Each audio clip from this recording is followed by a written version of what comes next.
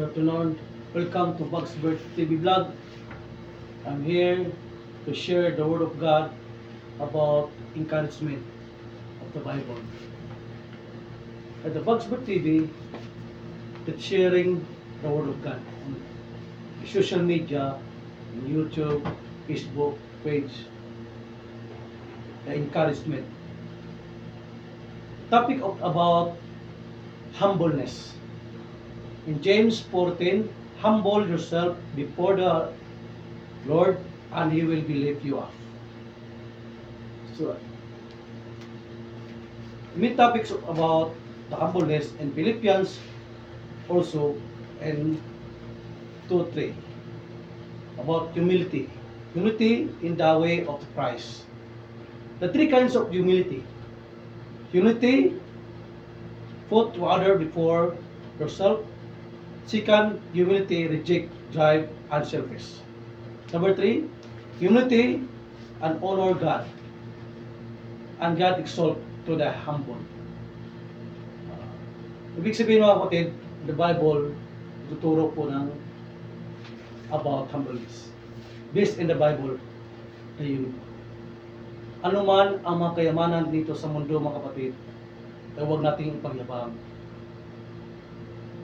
But the Bible say, all things of this world will pass away, but the Bible will never pass away. Lahat ng kayamanan dito ay mawawala, but the Bible, the Word of God, hindi mawawala. Huwag mong ipagyabang naman ano ka naman ngayon, ano mang kayamanan mo sa mundo, ang lahat ng bagay ay mawawala. Be humble, be simply, have humility.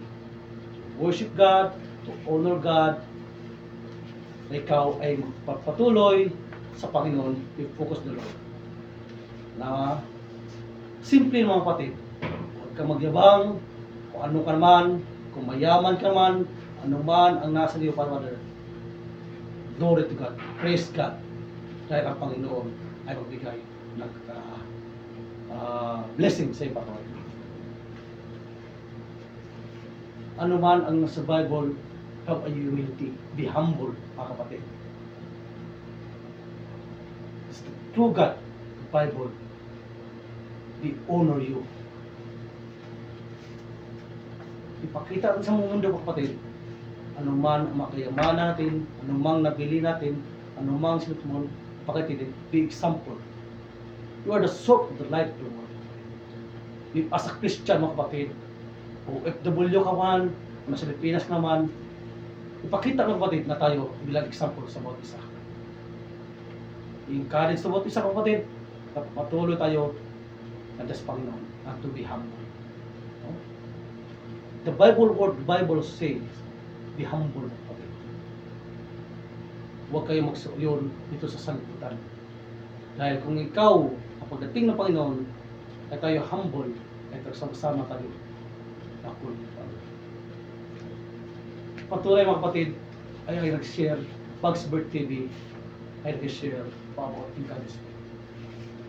Just share and follow the Bugs Bird TV. May God bless you all. Trust in God. God bless you all.